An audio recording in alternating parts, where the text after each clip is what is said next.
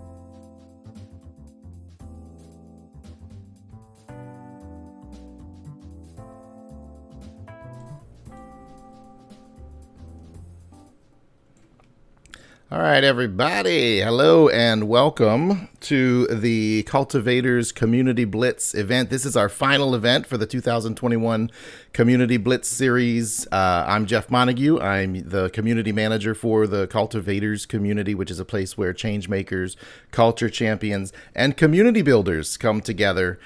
These are people who have ideas to make change where they work, and whether they're in this position or not, where it's not necessarily your job to make change, but you have ideas because you're that kind of a person. That's what a cultivator is. This event is a live stream on Cultivate's YouTube channel, which means that your best way to ask questions or to comment to Reuben and I is to type in the comments section. Molly is moderating the comments, and she'll make sure that I see them. So if it is something that you say you have a question for Reuben, I can ask on your behalf so that Reuben, you can answer our audience members as well. Before we get into the content, as we do for our Community Blitz series of events, we have a shameless self-promotion for a Cultivate product called Unberry, which is a community engine that helps you clearly understand your community health and engagement metrics. I want you to pay attention to this screen here. There's an engagement ladder right there. You see it with the colors there? That engagement ladder actually tells you the kind of how many members in your community are at different phases and their levels of the community, from whether they're entering the community to when they're engaged to where they're evangelists within the community. And we're going to talk a little bit about that with Reuben today, about his goals for the community that he's building. To learn more about Unberry, go to cultivateall.com/Unberry. And like I said, today's guest is Reuben Hilar. From Russell Reynolds. You're a knowledge director at Russell Reynolds, right? Yeah. And you're participating in Cultivate's inaugural Community Accelerator cohort. Is that correct? Yes. And so, yeah, everybody, Reuben is here to share a little insight into how the cohort is helping you to plan and to create an ERG community at Russell Reynolds. So if you could, maybe before we even begin asking you some questions about that, maybe tell us a little bit more about who you are and what you do at Russell Reynolds, and then we'll get into the ERG. Sure. As you know, my name is Reuben Hilar. I am originally from Argentina. I've been in the US for 24 years. I came here for my MBA. And then I stayed. I started my career doing organizational consulting at McKinsey. And then I worked for another executive search firm. And I joined Russell Reynolds 2.5 years ago in their leadership and succession practice, which is like the arm of the company that does leadership advisory, in addition to the search services and executive recruitment services. That is the main business of the company. We have this arm that does leadership and succession, what we call leadership and succession practice. And starting this year, I am also the co-head of the LGBTQIA+ ERG. That the firm is really new. When I say the firm, I mean Russell Reynolds. We just call ourselves the firm. Right. The company is it's kind of like a little bit late to the ERG. Is it kind of like this year, last year? Yeah. We started this year. Well, last year it was like the official launch of the idea of having an ERGs, but we started putting them together this year. And the reason why is because as many companies, we thought that, like diversity and inclusion is such an integral part of who we are, that we did not really need a lot of structure around it, right? So we didn't have a chief diversity officer, we didn't have ERGs. But now I think that we're getting into the space where, even though diversity and inclusion is part of who we are and is part of our culture and it's part of our values, we need a little bit more structure around it, especially because we do a lot of work on advising our clients on diversity, equity, and inclusion. And one of the things that we would tell them is, you need to build some infrastructure around your efforts, right? And be able to have metrics in place to measure advancement and ERGs and D&I councils and all that stuff. So we are in the process of building that ourselves. Okay, good. And so did you name? So you're working on one of the ERGs, and there's other ERGs at Russell Reynolds. And have you decided? Are you going to build a community and decided on a name for the community? Yes. What's the name going to be? So we don't talk about ERGs, we talk about inclusion networks. Okay. And our inclusion network is going to be called Pride. Not surprisingly, but it's like Pride all in small letters and with the R. Our company Russell Reynolds logo is an R within an R. So we're going to have that is going to be in our logo with the rainbow colors. We have like every other company, we have a logo for Pride Month. So we're going to use that as our R, but also that Pride stands for like purposely recognizing inclusion, diversity, and equity, right? So purposely recognizing inclusion, diversity, and equity, that's what we stand for. That's how you almost like use it as an acronym as well as. Exactly. Right. So it's not just Pride, but we use it as an acronym for what we stand for. Very good. All right. And so one of the things in the cohort, the Community Accelerator cohort, that you walk through the process of strategizing and building the blueprint for your community is one of the first decisions you have to make is what type of community would you say do you want your community to be, right? And so we have, there's 1, 2, 3, 4, 5 universal types of community, right? So there are communities of practice, a change community, support community, social community. Which 1, 2, 3 of the types of communities are you hoping that the Pride community, the Inclusion Network is? I think we're going to be everything except a community of practice. I don't think that is built around specific practices, but there's a social element of like getting people that are part of the LGBTQIA plus community and their friends together to socialize and get to know each other. There's an element of support. We cover people from every hierarchy group in the organization, so we don't have a specific, like only consultants or so everybody can participate. So there's a lot of support that needs to happen at the level of each other, like and making sure that the experience of people across the organization are very similar. It is community of interest because we all share the common interest of advancing LGBTQIA plus causes and employees in the organization, and a change community as well, because we are hoping, and that's probably our loftier goal, is we are hoping to change. We are a global organization, right? So not every experience across the globe for LGBTQIA plus people is the same, right? So we expect to have some societal change in those communities where maybe it is harder to be a member of the community, right?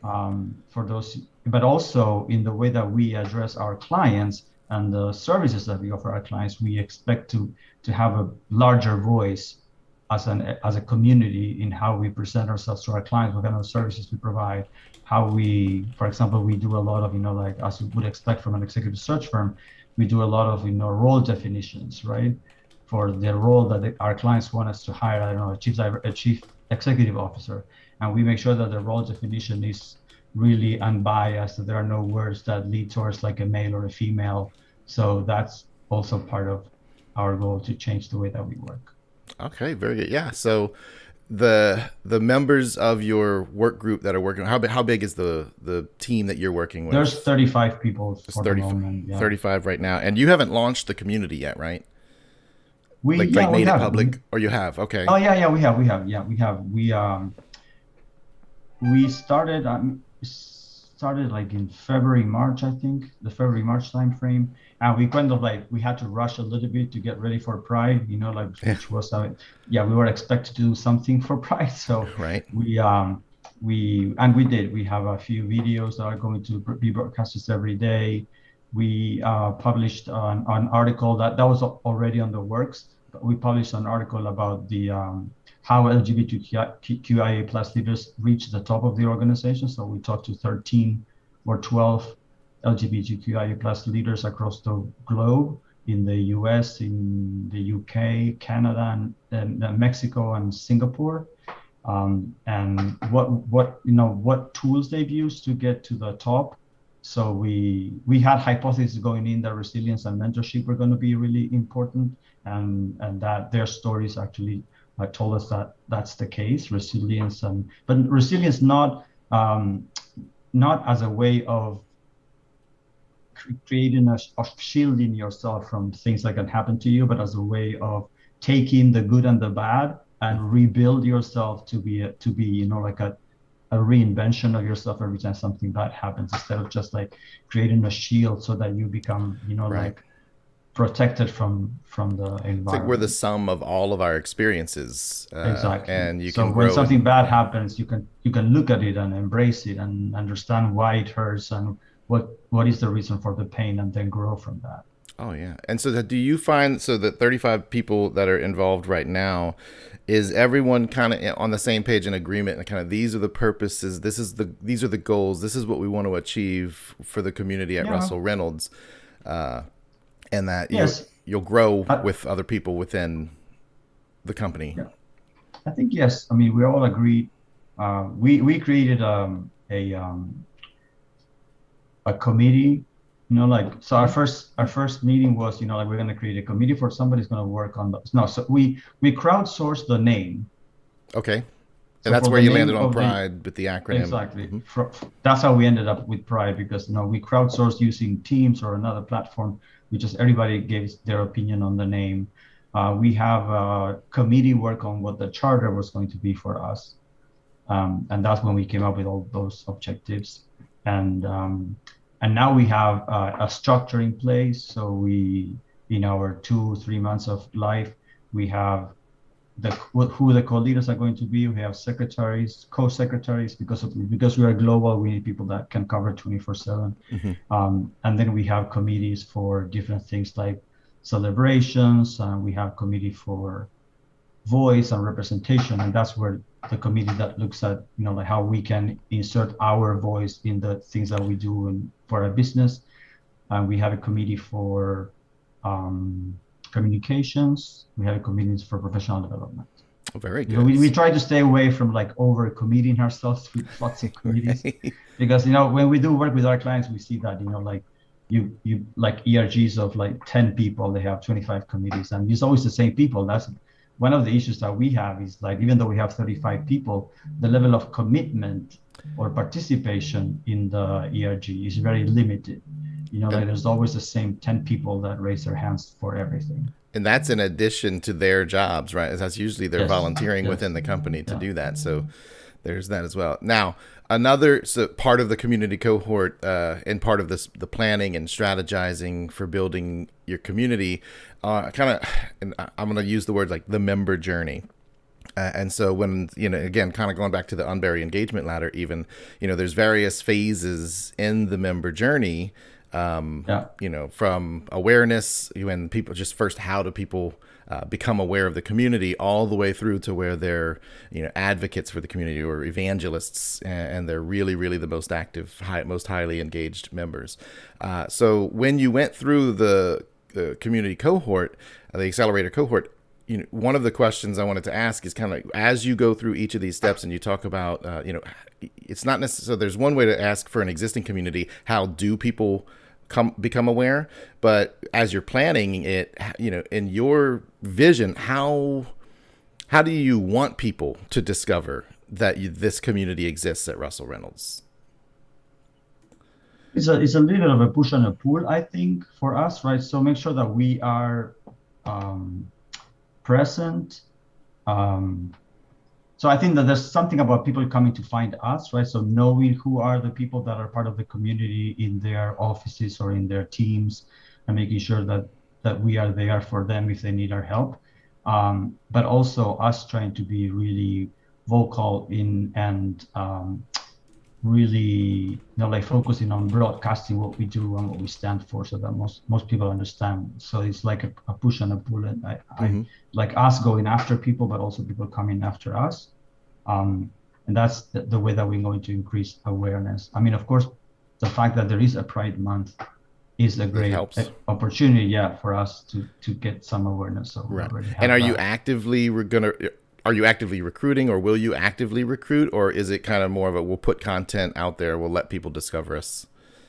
I think it is a little bit difficult to recruit, because, like it is, as this being LGBTQIA plus is like the non-visible, if you want, minority. So, and it's also, we cannot, there's some legal restrictions for us to be able to ask people, like, right. I don't know how you would recruit without asking people, are you gay or are you straight or whatever, and we cannot do that in right. a lot of places. So people know that we exist. There was a communication came out for everybody in the firm, and then we got the 35 people that signed up for it. And we hope that now the recruitment is going to happen more organically through people who know people, right? Mm-hmm. So it's going to be that kind of like, we hope to increase. We have a membership committee, right? So we hope to increase the size of our organization, our community, I would say, and we try to stick to a healthy balance of members of the community and allies. So, or allies, we don't use the word allies, we use the word friends. We don't want to have more friends than people in the community. Right. Okay. And that's right. That is a smart way to go about, right? If somebody lets it be known that they could be a member of the community, then you can invite them to join the community, but you can't necessarily walk up to anybody and start asking them questions for.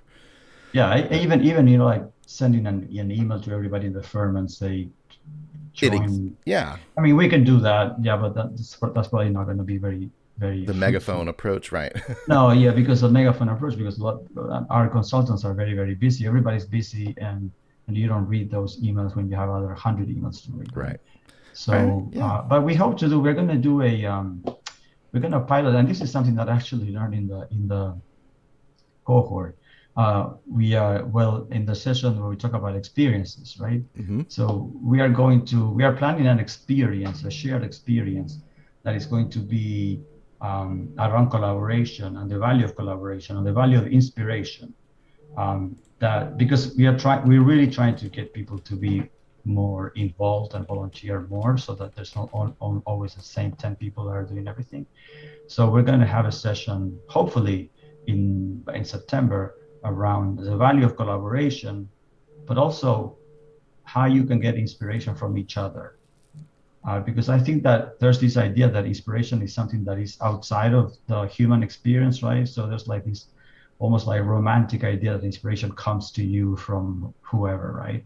Where I think that to be able to work in a community like this one, you have to be able to find inspiration on the struggles and stories and life of the people that are working with you in the community. So we're going to try and do a session that is going to focus on collaboration, but with that idea of finding inspiration in others, and then doing a collaboration exercise at the end so that we can harness the power of inspiration and collaboration into one output. All right, yeah. And so once people become aware, right, of the community, then the next step is to join the community. And I know you've got some appliances being delivered. I hope that your phone isn't the the delivery people. But it is the delivery people. It is? Okay, so then we'll figure out a way to let you take that call, or at least just we're almost done with the live stream here, and then you can get he's got some appliances being delivered, everybody. All right, so how people will join the community. You say you have 35 members that have already joined. One of the questions I have too is kind of what platform, and I think you mentioned Teams, right? Microsoft Teams. Is that the main? Yeah. Is that the main place people come together? Yes. Yeah. Okay, and it is open join or do people have to apply and then get approved to be invited to get into the teams? They have to be added to the team by me or like an admin or colleague. Yeah. Okay, so it's open application. Yeah. I mean, we're never going to turn anybody away, but yeah, it's not an open, like a public team. They have to come to us. The same thing with the email. We have an email group, and the email group also, you have to be added to the email group. Not anybody can just add. Okay. All right. Yeah. And that's good, right? So you're protecting the community from anybody joining, and that you maintain the integrity of the community. Well, because we have members that are not out too, right? So we have to protect that confidentiality as well. That's a good consideration. And so when they join, the next phase is onboarding. So for example, what will be or what is the experience for when someone new arrives in your community? So I'll give a quick example. Go ahead. We're building that. We don't have any there for the moment. There is one of the committees is looking into creating an onboarding program for both for members of our community, but also for when people join the organization, that they know that we exist as an ERG, right? Mm-hmm. So there's 2 dimensions of onboarding. Yeah. And so in part of onboarding could even be where there's a welcome message sent to people when they arrive, and they can introduce themselves. And then I know in the Cultivators community, we host a new member welcome once a month, the first Friday of each month. And we're even looking at maybe spending a little more one-on-one time with new members as well. Because I think in any community, especially one where there's an established group of people who know each other, right, that it's important you're able to make the new member feel welcome without them feeling like they're walking into a clique, if because it's hard if you think about it. You come into a community and then you see there's conversation, and it's obvious from that conversation that those people know each other, and there's inside jokes, and we're, as a human, sometimes it's hard to step forward and say, hi, everybody, I'm so-and-so. Now, some people have that in their DNA, that just, like Shalina from one of our earlier live streams, the earlier events. Shalina would be the kind of person who doesn't need the one-on-one. She would step in and be like, hey, everybody, I'm here. What's up?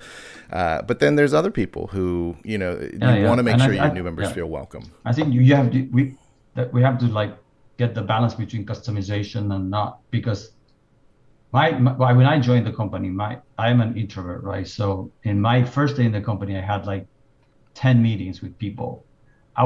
By the end of the day, I was exhausted if I had run like 25 marathons. I'm like, no, you need just put me 2 meetings and then give me time to think and do nothing. And then another 2 meetings. I can't deal with 10 names. I couldn't remember anybody's names, what they did. I mean, at the end of the day, it was almost like a wasted day for me. Mm-hmm. Yeah.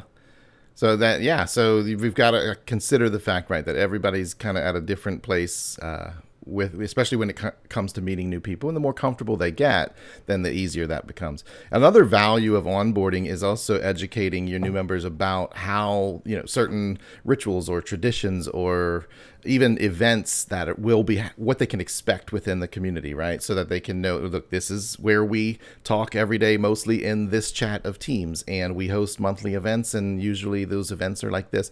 And just kind of, I think the more your new members know, when they're welcomed into the community, that when those things start to happen, having them, they're expected. It's a little bit warmer of a reception for the new members to kind of assimilate or jump right in. All right, so the next phase of the member's journey is that curious phase, right? And so this is where, they've joined, they did receive the onboarding, but they're still watching and listening. And, a popular word in online community world is lurking, right? And a lurker, we've talked about this on Cultivators events as well. Like, lurkers are important because they're still consuming the information from the community. They're absorbing that. And do you find, like, even within your 35, that there's the people in that phase where they're curious and they're not as active, but it's important to them? Yeah, we have a lot of those. Yeah, most people are in that. Right. We have 10 people that are doing everything, and then 25 that are lurking. Right. And do you find you have some members will start a conversation unprovoked, and then there's other members who they may never start a conversation, but they're always there to reply when there's something being posted? Yeah, definitely. Yeah, definitely. There are repliers. I mean, it's funny because it's the same as it happens in every other social network, right? You have people that comment on everything, even if it is to say, cool, yes. Even an emoji, right? Yeah. Yeah, but they always write something. There's people that are the likers, right? People that like stuff but never comment. And then people that that probably read the thing, but they do neither comment nor like. Right. But I think that people engage with the topics. But it's like, I hate to use the excuse that everybody's busy, but everybody's so busy that there's like really little time. I mean, it doesn't mean that we, the people that are engaged, are less busy, right? Which is the other thing. Yeah. I mean, and all of these things are okay. It's a curious member is. I'm sorry, I have my appliances are here, and they're gonna leave unless I let them in. Okay. Well, I've got myself full screen. You can go let them in, and because I actually was going to kind of talk to the audience for a second anyway here.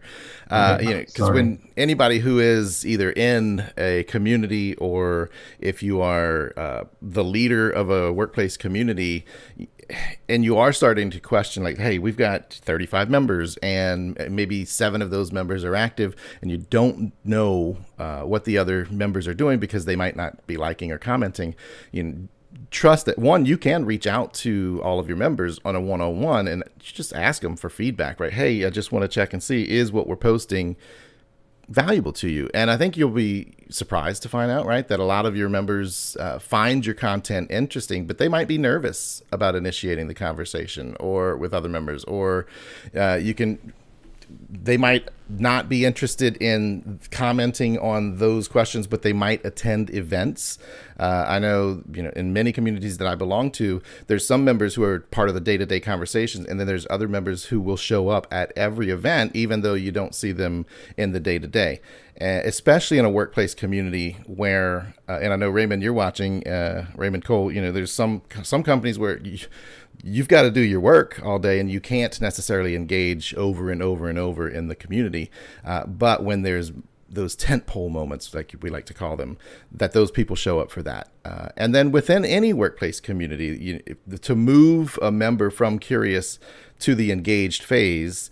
So let me show you that slide there. Yeah. So when you move somebody from watching and listening and absorbing to the engaged phase, then, sometimes it's finding the right opportunity for that member. So I want to call out to the audience real quick to see if there's any comments or questions from Reuben while we wait for him to get back there. But whenever you have a member, an engagement phase might be somebody who responds to online questions on threads. They might, like I said, show up to events. They might speak at events. You may even have members who say, I don't want to participate in the daily conversation, but I'll be a featured guest. Look, like what Reuben's doing here. He's a relatively new member to the cultivators community. He's here from the cultivators cohort, the community accelerator cohort. And we reached out to him and said, hey, would you like to talk about what you're doing? And here he is speaking. So now, in the Unberry engagement ladder, for example, Reuben has moved, for our cultivators community, Reuben's moving over from curious to engaging. So yay for Reuben, right? Let me check and see if he's back yet. Nope, he's not. And then, so I'll move us on, just kind of use this maybe as a bit of a coaching session here. After somebody is in the engaged phase, your more highly engaged people become advocates. And these are the people who, in an earlier live stream event that we did, or a workshop event that we did, Amanda Peterson talked to us about identifying the leaders in your community. And so usually your leaders are going to come from that engaged and advocating phase, where those are the people who want to contribute and produce content for your community. And that's another thing, as if you're a part of a workplace community, that you want to make sure that all of the members of your community have that opportunity. Some of them may be meme creators. Some of them may be people who just post questions or ideas in the community. Some of them may want to produce videos or social content or writing blogs. Last week, Diana talked about how to put together maybe a content strategy where people can write blogs and whatnot. So there's so many different ways that people can contribute to your community. And so, Reuben, we were kind of on the phase here, kind of like between engaging and advocating. I just maybe ask you, what opportunities do you want to present, or do you already present to the 35 members, the future members, if they want to produce content, or if they want to become, contributing members and a leadership level? And I know you said you've already structured a leadership kind of a committee of sorts. We have a communications committee, but in addition to that, this is a very free, we encourage people to do whatever they want. We actually encourage people to write LinkedIn blogs, always, with the blessing of our communications, because it is going to be in the name of the company. It's not going to be a personal mini blog. But we actually, for Pride, we encourage everybody to go into LinkedIn, when you can write that mini blog, and then write about your experience about being an LGBTQIA plus employee at Russell Reynolds, because that's also the focus of our video sessions that we are running for Pride. So we couldn't run every video, right? So if you want to write the story, but it's very free, people are free to write any content, ask any questions, suggest any topic on our team's environment. Yeah. And so I got a question here from Jamie Kane on the live stream. He asked, are strategic planning sessions done with the ERG process for planning and content, or is it more organic and free-flowing? So if you want me to read it again, strategic, Jamie with the highly intelligent, a lot of $5 words in there, Jamie. Strategic planning sessions done within the ERG process for planning, or is it more organic and flowing? Right. So I guess maybe, in other words, what's the balance between, you sitting around with the committee and truly strategizing these decisions, or you maybe getting ideas that come out of the community, or recognizing when members of the community just do things and say, hey, that was great, let's blow wind in their sails? Yeah, I think it's a little bit of a combination of both. Because we are in such early stages, I think that we haven't even yet formalized a process for almost anything. So we haven't even had a meeting of the what we call the executive committee or the leadership team of the community, because we are very new. But I think that the idea would be that have a balance between, you know, like top down and bottom up, you know, like, so there's like some ideas that really, I mean, especially as the community becomes larger, I think that it's going to be a little bit more difficult to do the bottom up approach. But we always try to listen to what the community members are telling us, and then when they want us to focus on, it's probably never going to be us deciding we're going to go in that direction without first testing it out with everybody. Right. And do your members, when they do kind of organically either create content or share ideas for the future direction of the community, do you find that they are doing it toward what you have set as the goals of the community? Or do you find sometimes people are off over, you know, they do something and it's kind of way out there and it's like, that doesn't align with what the community is about or wants to be about? And then how do you respond to something like that, if so? I think in general, so far, we've got alignment, right? It doesn't mean that, you know, like something that doesn't align will happen in the future. And I think we just have to deal with that whenever that happens. Mm-hmm. But we try to be like a permissible community, if you want, right? So like where more things are allowed than not allowed. So I think that we keep it open and we'll deal with situations. I mean, some situations that can put the company in jeopardy or that are inappropriate for other members. I mean, we would not want to encourage that, right? But right. And so we deal with that when it happens. So yeah, but we don't have any norms now for what things would get you out of the community. You know, like it's like really nothing you could do. And because your company's global, this community exists primarily in MS Teams, right? And your events are virtual in nature, I assume. Yes. But do you have offices around the world where, you know, post-COVID, people will actually have some in-person opportunities, or is it like a work from home? No. We will have offices. Yeah. And that's going to create a whole nother strategy or a whole nother kind of way of thinking, where you have these virtual events that you're going to bring everybody together, but then you almost want to then create an opportunity for there to be a leader in each of those offices, and that leader be able to plan those or, you know, bring those people that are there together. And sometimes it's a happy hour. Sometimes it's, you know, we don't have chapters yet because we are all virtual now, 100%. Right. So, but eventually, yes, we will have like local chapters or local leaders.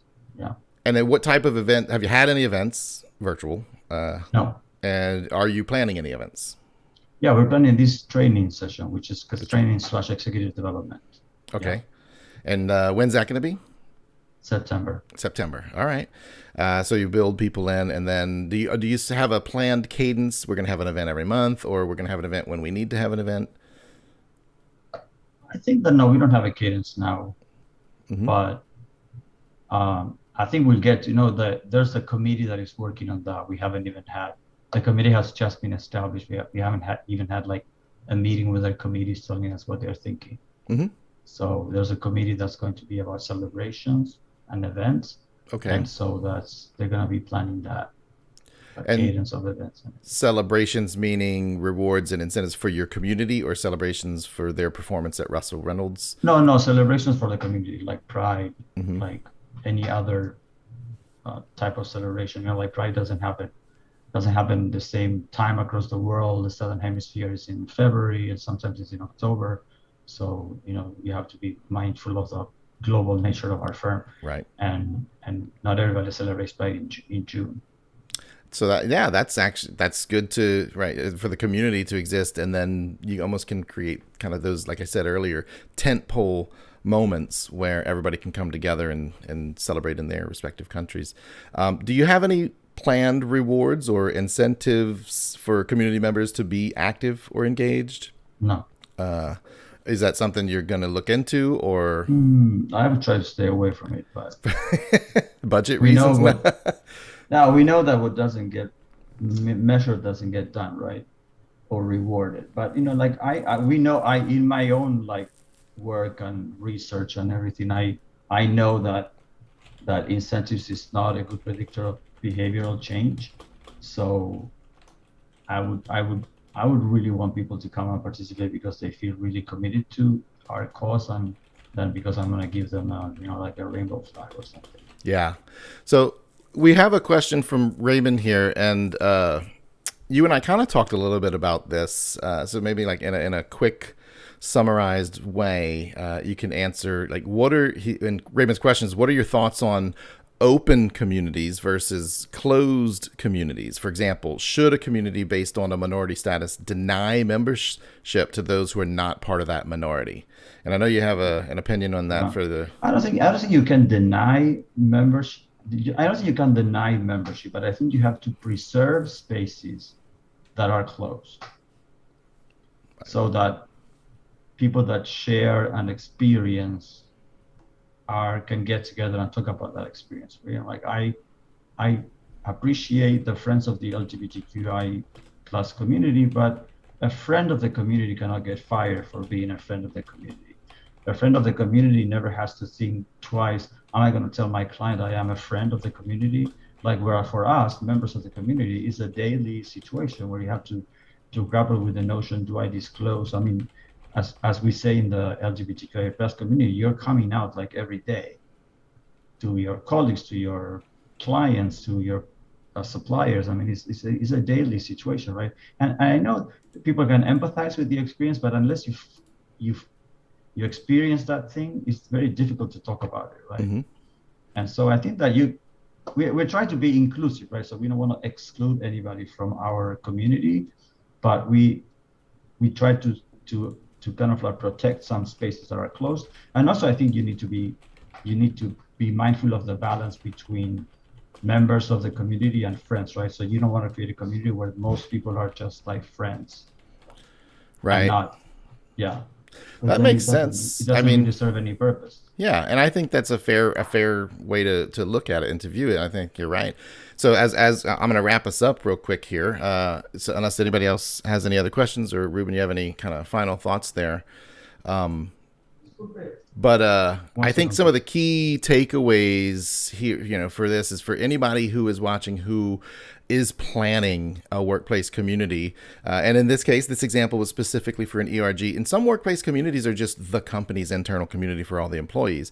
But I think the biggest takeaways here are when you're doing that, when you're planning it, or even if you're walking into one and becoming a leader, is make sure you understand and you can truly articulate and identify what type of community it is. Remember, we showed the 5 types of communities.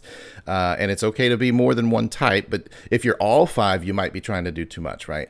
And then also to walk through that member journey and be able to answer those questions whenever, before you go too far into the community is, how are you going to recruit? How are people going to know to join? How are people going to be onboarded and orientated into the community? And then what opportunities are you going to give those people to become curious, active, engaged members of the community? And then the other thing, because these are workplace communities, it's make sure you solve for your company's structure. You can learn from other, we can learn from, Reuben's, Russell Reynolds, you have a worldwide community that has local offices and you can take from that. But if your company doesn't have that type of structure, make sure you're solving for what your company structure and culture is, right? And then finally, I think you make a good point there that it's important, especially in an ERG community or work group or inclusion network, is that right, I think maybe it's too definitive to say like it's a closed or an open community, but rather to preserve or protect the space for the members of that community. I think that's a really well put way that you said that, Reuben. And so in closing, any final thoughts, Reuben, or you good? Oh, I think that you said it really well. Okay. I think that most of it, I take this as it has to be fun, right? It has to be a fun. It doesn't have to be a struggle. We struggle way too much already. So it has to take the anxiety off of the equation completely and just make it a real fun opportunity for people to get engaged and advance a cause that we all truly believe in. That's true. Yeah, that's true. If it's not fun, then you got to change something. It's got to be fun, especially because it's not paid work, right? It is it is volunteer time from your coworkers. All right, so I want to thank everybody for attending this Cultivators event. Like I said, this is the final Cultivators Community Blitz event. If you like this format, this live stream format, I have to go. I apologize. That's great. Bye-bye. That's okay. Thank you. But yeah, we'll produce more Cultivators community events in the future. If you do like this event, in fact, you can tell us how much you like it. Molly is going to post a link to a post-event survey. I think it's like 2-3 questions, everybody. It's not too hard. If you could all, I'd love to see 100% of the viewers fill out this particular survey. This helps us decide whether or not to do another. For example, this one in particular was a show and tell type event where we talk to somebody who's working on a community, and hopefully there's a kind of a learning opportunity as well. There's some value for you. Our next Cultivators event is going to be on July 22nd, and that is Change-a-thon 3, where different contributors from the Cultivators community are going to share their ideas, and the audience, it's a hackathon style event where the audience is going to provide the answers. You know, they're going to help cultivate, curate the idea, as well as give ideas for actions that the presenters can take toward making the idea happen where they work. So that's a good event. If you have an idea, you're watching, and you want to be a presenter and you want some help from the Cultivators community, you can reach out to me.